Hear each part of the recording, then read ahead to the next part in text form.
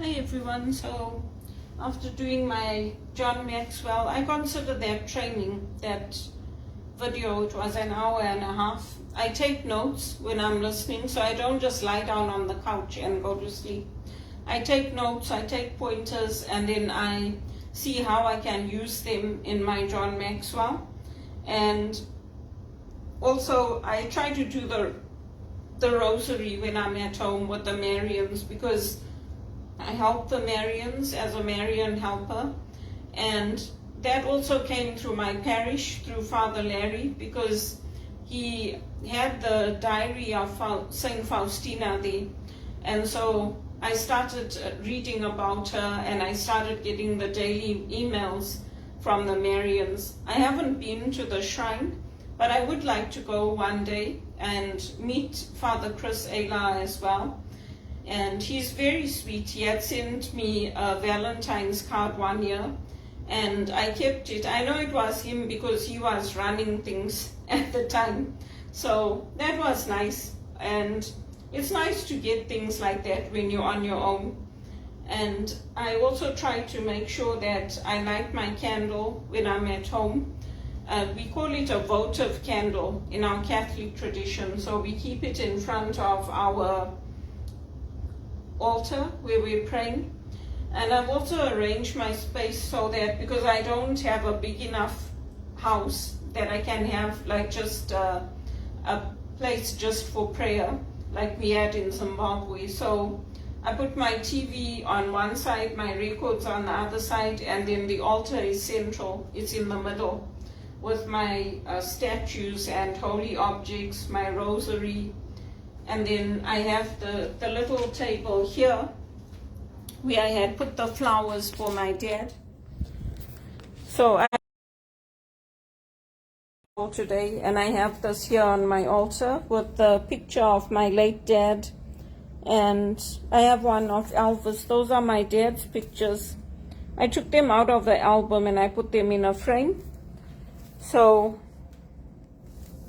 that was what I did. And prayer is an important part of my life as a spiritual director. Whether I'm taking people for spiritual direction or not, I pray for people, I pray for the needs of the church. When I'm not working, I do join in the Mass next door, and I sometimes stay for the rosary, but I do a lot of it in my own home. And when I meet people, I try to get a space outside of my home. I try not to meet them at home. So I'll choose like a coffee shop, or I'll choose somewhere where I can meet them, because I don't like to bring people into my home. And I feel sorry for my mom, because I know she raised me right. I know that I had a very good reputation until these people here spoiled my reputation. And it's the same thing with the Hindu community and the Muslim community in Zimbabwe. They used to date us, and then when it came to time for marriage, they used to say, oh no, we're going to get married in our community. So for me, it was like, you know what, you're complete assholes. Why do you even date us if you know that ultimately your goal is to marry in your own community? Don't even date someone. Don't spoil a woman's life. Don't spoil their reputation, and don't spoil the family's reputation. Because for us as Catholics, at that time, we were open to getting married to Hindus or Muslims or whoever. And I have friends that have those kinds of marriages. I've stood by them through everything. But, you know, it doesn't make sense. It shows me as an individual that you don't think. Like you want to date me and then date me for like over a year, and then you're like, oh no, I want to get married in my own community. It's stupid. Don't even date that. Don't even do that to a woman, because it's not right and it doesn't make sense. When I lived with Auntie Elsa and them, I became very close to Mario Da Silva. And I always say I should have spoken up a little bit earlier. He would have married me. He told me. He said, if you had spoken up a few days earlier, I would have married you. He said, now I already gave Stella a commitment, so I'll have to marry her. And he was in tears. He said, Belinda, why didn't you speak up? We always together, we always going out. We take you, like you here with me. I said to him, well, I felt it should come from you. So anyway, it's neither here nor there, but Auntie Elsa is like a mother to me. And I know I will always be welcomed in her home. And it's just one of those things, but what I'm saying is, like, if you're watching my videos, if you're following me, like, don't think that because you knew me 40 years ago, I'm the same person. I'm not. I've changed. And I've become stronger in my faith. I've become stronger in my walk with Christ. I don't compromise. I don't compromise. And I always tell people, if you're going to get married, try to get married to somebody in your own faith. Because the faith is the foundation to the home. Try to marry somebody in your own tradition, because it's very, very important. We don't believe in the same things if you get married in a different tradition. Even my friend Lisa, she got married to a Hindu, but she brought up the children in the the Christian tradition, the Catholic tradition, not the Hindu tradition. And I asked her husband, I asked Diva, I said, like, don't you feel like odd, or don't you feel, like, what do you think? And I was the one that helped Lisa. And when she was getting married to Diva, she said to me, Belinda, I hope my mom's going to be okay with it, because we've been dating, and she knows we've been dating, but I don't know whether they're going to accept him. So I said to her, I think it will be okay. Like, I know your mom. So she was frightened. She said to me, can you come with us? Because he's proposed to me. And I said, yes. I said, yeah, I'm staying with you guys. I can come when you talk to her. And Auntie Em was so happy. She was so happy. She loved Diva to bits. So he told me, because I spoke to him then, and he said, no, I don't mind. He said, I believe in what Lisa's doing, and I want my children to grow up in the Catholic religion. So that's why I'm saying it's important. I've helped people here to make marriage decisions. Amy used to talk to me before she got married, Amy Condon, and I've guided her. I used to guide her, I used to help her. So I've done a lot to help others. And for me as well, I know that that's central to my life. My faith is central to my life.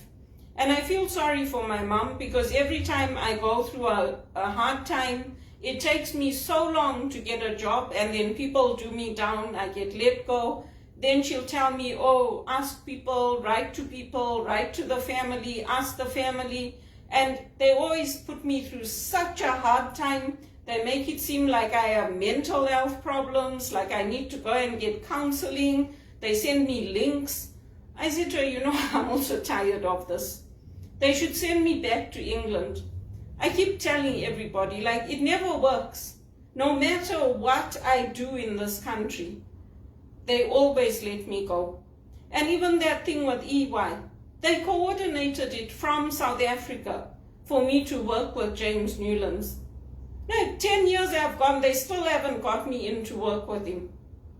I mean, it's ridiculous. I told him when he was leaving, I gave him a hug. I said to him, James, they won't hire me here. He's like, no, we'll get you in. I said, they won't. You don't know this country like I know this country. He's like, no, you can't come to America. I said to him, why not? I told him, I said, they'll never allow me to get into EY here. They discriminate. Because he had come from America to give a talk. And the South Africa Consulate General invited me because they were talking to Wits. Now it's 10 years, it's still the same. That's why they should have sent me back to England to work with Damian. I love Damian. They should have sent me back. He won't do to me what Peter Knox did to me. He won't tell me, no, like, you go. I don't want you to come and stay here with us. I don't want you in this place that I'm running. I want new people. He won't do that to me. That's why I trust him. They should send me back. Because Father Larry's also been trying since I came to Canada. I've been with Father Larry since 2007. That's a very, very long time. It's a long time. He's been trying since 2007 to get me into a position, a paid position in ministry. That's why now I'm sending out my GoFundMe link with every post. Because how am I supposed to live? And how is my mother supposed to help me if she also doesn't have a pension, she doesn't have money? How are they supposed to help me? Everybody gives my mother a hard time. That's why they sent me to Bulawayo. Because I used to fight for her. I'm also tired of it. Then she gets frightened, she doesn't want to say anything, then she tells me to ask them, and then I get given all the shit and all the backlash. I'm tired of it. People don't see how I've looked after my mother, how I've helped her, how I've been a listening ear for her, how I've supported her. All her medications, all her appointments, she tells me. She used to tell me everything. So I also need that support. I'm not a robot. Instead, I get people telling me we're not a family anymore, and it always comes like out of the blue, from nowhere. I'm also tired of it. My mother didn't deserve to have her reputation spoiled and my reputation spoiled. I didn't do anything to anybody in Zimbabwe, in South Africa, in England, here in Canada. I didn't do anything to deserve what is happening to my life, and to be excluded from giving retreats with the Jesuits, to be excluded from reading at the Mass with them, to be excluded from serving. I don't deserve it. People always have something to say, even the priests. You do one little thing wrong, they send you 5 emails. What about the mistakes they make on the altar? Do we stop them? Do we say, oh, you made this mistake, Father, so you can't do this anymore. You're not allowed to celebrate the Mass anymore. When they go through the abuse and everything, the sexual abuse, the sexual scandals, they send them for counseling, they help them. But I do one little thing wrong and everybody wants to come down on me and my mom. I'm also tired of it. This is not going to end well for the rest of the family who keep coming down on me, because I don't deserve it. I don't deserve it. Is the floods and the fires and everything not enough? What more does God have to do to wake people up so that you stop hurting the people like me who are doing good? And if you're raising your boys, you're raising your children, I agree with what my cousin Carol said. Don't raise your children to date women and then break their hearts or tell them at the end of it, we're not going to marry you now. Do the right things. I'm also tired of it. I'm tired every time I phone my mom, she starts crying. It's not my fault. These circumstances are not my fault, and I never created them, and the employer should take responsibility, because it's not fair to me. And it's not fair to James Newlands and EY and all the people, the South Africa Consulate General, Jean Chrétien, Honorable Walter McLean. It's not fair to them that the lawyers are stopping going through everything that we arranged. Do you know how much work I had to put in to get everything to fall into place, and then the lawyers stop it? I'm also tired of it. How much more does God have to do for people to stop hurting me and to stop hurting other good people? It's not a joke. I've had enough of it.